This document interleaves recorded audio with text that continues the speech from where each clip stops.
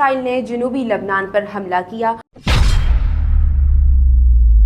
حزب اللہ ایک لبنانی شیعہ سیاسی اور عسکری تنظیم ہے جو 1982 میں اسرائیل کے لبنان پر حملے کے بعد وجود میں آئی۔ اس تنظیم کا قیام ایران کی مدد سے ہوا اور اس کا مقصد اسرائیلی جارحیت کے خلاف مزاحمت کرنا تھا۔ 1970 کے دہائی کے اور آخر میں 1980 کی دہائی کے اوائل میں لبنان میں خانہ جنگی جاری تھی، جس کی وجہ سے ملک سیاسی اور سماجی طور پر بہت کمزور ہو چکا تھا۔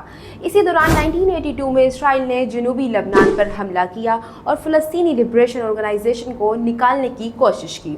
اس حملے کے بعد لبنانی شیعہ کمیونٹی کو منظم کرنے اور اسرائیلی جارحیت کا مقابلہ کرنے کے لیے حزب اللہ کا قیام عمل میں آیا۔